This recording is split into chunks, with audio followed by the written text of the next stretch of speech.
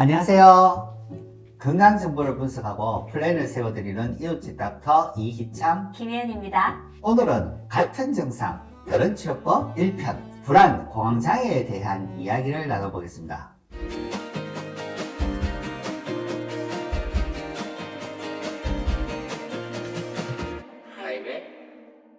2010년 이후 가장 폭발적으로 증가한 질병이 뭔지 혹시 아시나요? 바로 공황장애입니다. 특히 20대에서는 공황장애로 치료받은 사람이 86.7% 증가했다고 합니다. 정윤돈 씨, 김구라 씨가 공황장애가 있다고 고백을 하면서 많이 알려진 병인데요. 그 뒤로 나도 공황장애인가 싶어서 병원에 오시는 분들이 늘어나시더라고요. 그런데 막상 검사를 해보면 공황장애와 증상은 비슷하지만 단순 불안장애인 경우도 많고, 반대로 에너지 페일러, 즉 부신이 번아웃된 환자분들도 꽤 있었습니다. 공황장애, 부신, 번아웃이란 말이 어렵죠. 제가 딱 쉽게 구분해서 어떻게 치료받으면 되는지 알려드리겠습니다. 자, 시작해 보겠습니다. 같은 증상, 다른 치료법. 이차 원장님, 아까 공황장애와 불안장애는 다르다라고 말씀하셨는데요. 어떻게 다른 걸까요? 네, 불안장애란 비정상적으로 과도한 불안과 공포로 인하여 일상생활에 장애를 일으키는 정신질환을 통칭하는 말이고요. 불안장애의 종류는 어떤 상황이나 대상에 대해 불안을 느끼느냐에 따라 범불안장애, 공황장애, 방장공포증, 사회불안장애, 강박장애, 외상후 스트레스 장애 등등으로 나누어집니다. 그렇군요. 불안장애의 한 종류가 공황장애라는 뜻이군요. 네, 그죠? 그렇습니다. 예. 오늘은 불안장애의 한 종류인 범불안장애와 공황장애에 대해서 알아보려고 하는데요. 그 이유는 범불안장애의 증상이 부신피로 증후군과 거의 유사하기 때문이에요. 그래서 원인을 정확하게 알아야 제대로 된 치료를 할 수 있기 때문에 오늘은 불안장애 중 범불안장애와 공황장애 그리고 부신피로에 대해서 한번 자세히 알아보도록 하겠습니다. 같은 증상, 다른 치료법. 범불안장애의 진단 기준입니다. 범불안장애는 지난 6개월 동안 과도한 불안과 걱정이 동반된 증상이 여기에 6개 중 3개 이상이 해당될 때 범불안장애라고 진단합니다. 안절부절 못하거나 긴장감과 초조해서 신경이 곤두선 느낌이 있다. 쉽게 피로해진다. 집중하기 어렵고 멍한 느낌이 든다. 사소한 일에 짜증이 잘 난다. 근육의 긴장 때문에 어깨와 뒤통수가 늘 뭉쳐있다. 수면장애가 있어서 잠들기 어렵거나 유지가 어렵고 밤새 만족스럽지 못한 수면을 한다 입니다. 듣고 보니 이 정도는 저도 늘 있는 증상인 것 같은데요? 원장님 어떠세요?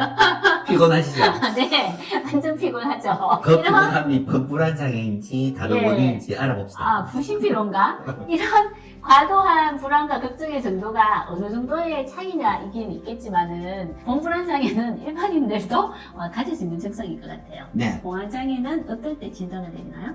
공황장애는 예기치 못한 갑자기 공황 발작이 나타납니다. 이런 갑작스러운 불안 발작이 2회 이상 있었고 이후로 한 달 이상 계속 예기 불안과 회피 행동이 나타날 때 공황장애라고 합니다. 여기서 예기 불안과 회피 행동은 미리 불안이 생겨서 그 불안한 장소에 가지 않고 회피하는 행동을 얘기합니다. 근데 공황 발작이 꼭 2회 이상 있어야 되나요? 공황 발작이 한 번 나타나고 평생 나타나지 않는 사람이고요. 한 번 나타나고 2번 나타나기 시작하면 더 짧은 시기에 더 자주 나타나게 되고 나타날 때마다 그 공황, 공포의 불안이 되게 강하게 나타납니다.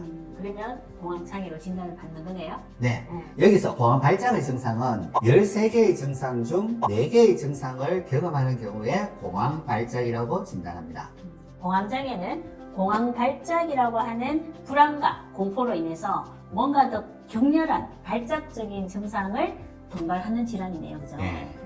그런데 제가 진료를 하다 보면 항불안제나 항우울제를 처방받아서 먹고 있는 환자분 중에 부신피로 증후군 환자들이 많더라고요. 그래서 아직 부신피로 증후군에 대해서 잘 모르시는 환자분들이 많은데 그런 분들을 위해서 제가 부신피로 증후군의 증상을 한번 보여드릴게요. 범불안 장애의 진단 기준에 있는 증상들은 모두 부신피로 증후군 환자들이 나타낼 수 있는 증상과 거의 일치가 되고, 공황장애 환자들의 공황 발작 역시 스트레스를 받거나 무리할 때 악화되기 때문에 부신피로 증후군과 무관하지가 않아요. 한번 비교해 보시면 도움이 되실 거예요. 부신피로 증후군과 불안 장애의 증상이 겹치는 부분을 노란색으로 표시했어요. 증상을 보니 유사한 부분이 많네요. 그렇죠. 제가 이렇게 비교하면서 말씀드리는 이유는 같은 증상을 나타내더라도 원인이 다르기 때문에 정확한 진단하에 원인에 따른 치료를 하는 것이 중요하다라는 이야기를 하고 싶어서입니다. 같은 증상, 다른 치료법. 그러면 치료법이 어떻게 다른지 얘기해 볼까요? 공황장애 치료에 대해서는 전통적으로 정신건강의학과에서 하는 치료들은 약물치료, 인지행동치료, 정신치료, 그리고 할매의원에서의 뇌 네트워크 기반 신경조절 TMS 치료, BNNT 치료가 있죠. 이 불안장애나 공황장애의 그 정신과적 치료법 잘 들었습니다. 그런데 같은 증상이더라도 부신피로 증후군이다라고 진단을 받으면 치료법이 달라질 수 있으므로 먼저 정확한 진단이 가장 중요할 것 같고요. 진단 후에는 이 스트레스 호르몬이라고 알려져 있는 부신 호르몬을 깔아먹는 생활 습관이나 환경을 개선하는 것이 가장 중요합니다. 부신에 영향을 주는 인자들을 한번 살펴볼까요? 이 모든 것들이 부신을 깔아먹는 작용을 하기 때문에 이런 것들을 없애려는 노력을 먼저 하시는 것이 부신을 건강하는데 중요하고, 이 부신으로 인한 불안 증상을 없애는 데 도움이 된다는 거죠. 오랫동안 약물 치료를 받았던 환자분들이 원인의 개선으로 약물을 줄여갈 때 하시는 말씀들은 맑은 정신으로 하루를 보낼 수 있어서 너무 좋다. 어떤 것이 내 증상을 나쁘게 하는지 알았기 때문에 생활 습관을 조절해서 증상을 완화시킬 수 있어서 자신감이 생겼다라는 말씀을 하십니다.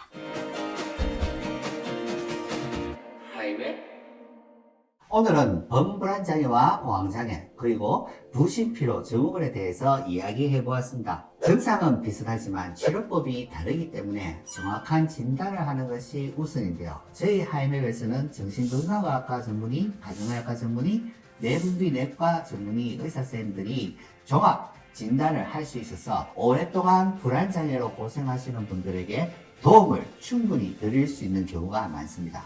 오늘 말씀드린 증상으로 고통받고 계시거나 치료 효과를 못 보셨던 분들에게 도움이 되었으면 좋겠습니다. 이상 건강 정보를 분석하고 플랜을 세워드리는 이웃집 닥터 이희창, 김혜연이었습니다. 감사합니다. 감사합니다.